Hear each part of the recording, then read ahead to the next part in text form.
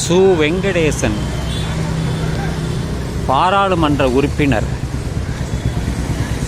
மதுரையில் வாழ்பவர்,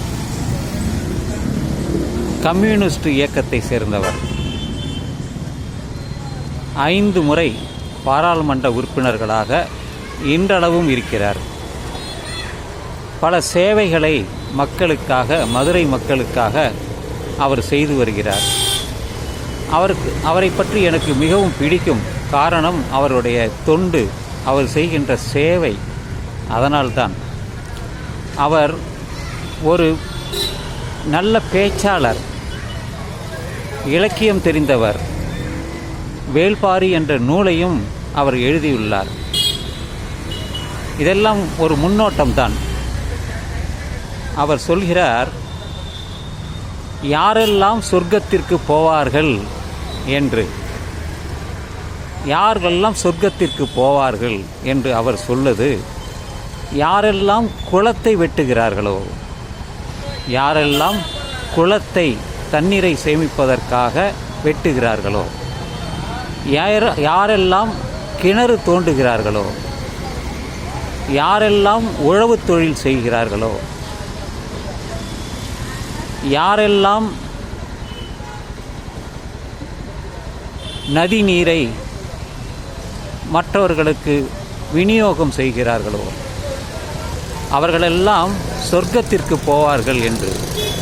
ஏனென்றால் இந்த தொழில் எல்லாமே மக்களுக்காகத்தான், வெகுஜன பொதுமக்களுக்காகத்தான். அரசர்கள் கட்டினார்கள் என்று ஒரு பக்கம் சொன்னாலும் அது ஏழை மக்கள்தான். அவர்கள் குளத்தை வெட்டுவார்கள். இன்றளவும் தமிழ்நாட்டிலே பல குளங்கள் இருக்கின்றன. கோவில்களிலும் குளங்கள் பார்க்கலாம். குளம் வெட்டுவது என்றால் நீரை சேமிப்பதற்கு. அந்த காலத்தில் அவர்கள் தண்ணீரை அருந்தினார்கள், குடித்தார்கள் என்பதுதான். உழவு தொழில் செய்வதற்கு தண்ணீர் தேவை, மழை நீர் தேவை. அதை சேமித்து வைப்பதற்கு. உழவு தொழில் என்பது மக்களுக்கு உணவு வழக்கூடியது தான். பல பயிர்கள் இருக்கின்றன. அவற்றையெல்லாம் உண்டாக்கி அறுவடை செய்து பொதுமக்களுக்கு கொடுப்பது தான்.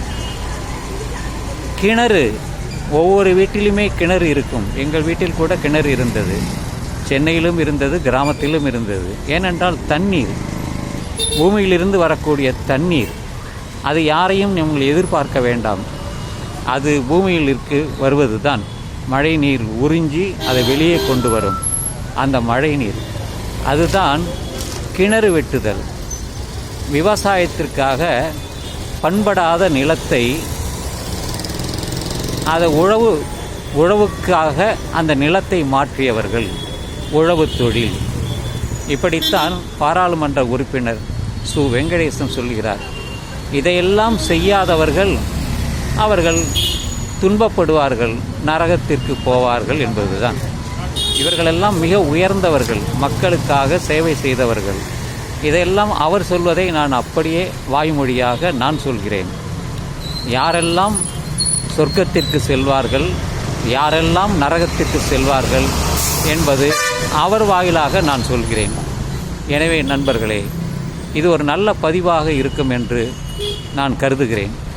அதை முற்றிலும் நீங்கள் உள்வாங்கி மற்றவர்களுக்கு நீங்கள் பகிரலாம் என்று சொல்லி இந்த இரவு பதிவை நான் நிறைவு செய்கிறேன். தற்பொழுது நான் இருக்கக்கூடிய இடம் கொளத்தூர் தான்.